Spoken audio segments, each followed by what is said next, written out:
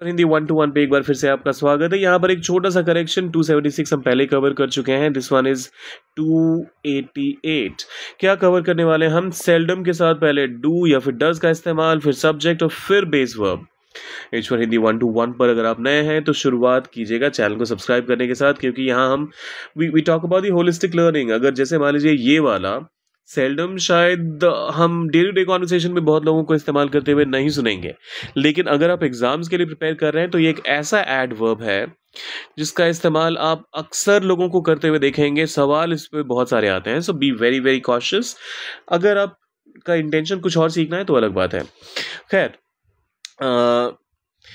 Seldom do या फिर does का पहले हम इस्तेमाल करते हैं। जैसे हार्डली के साथ भी आप नेगेटिव के साथ हार्डली के साथ भी आप सेंटेंस को बेशक इंटरोगेटिव पैटर्न में लिखते हैं, लेकिन वो सेंस देता है पॉजिटिव का।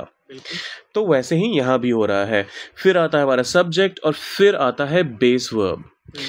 अब ये आप तब करते हैं इसका इस्तेमाल जब आप कहते हैं बहुत ही कम अगर कोई चीज हो रही है तो, या फिर ना के बराबर हो रही है तो। रेयरली का एक आप इसको सिनोनिम के तौर पे देख सकते हैं।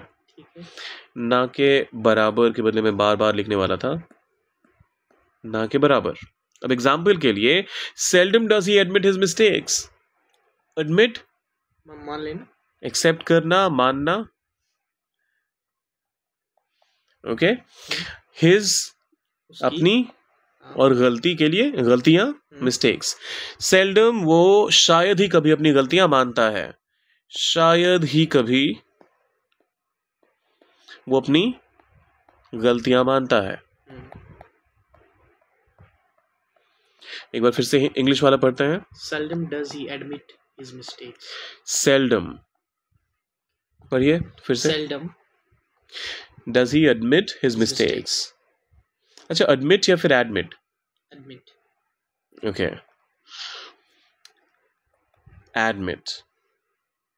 अगर ये कहते हैं तो फिर क्या फर्क है इसमें?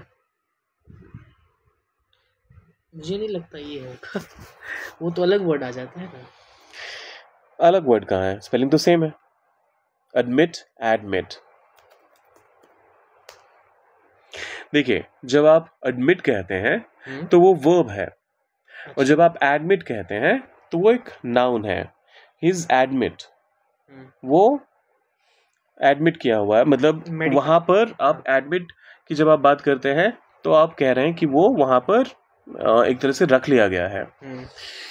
और जब आप verb के तौर पे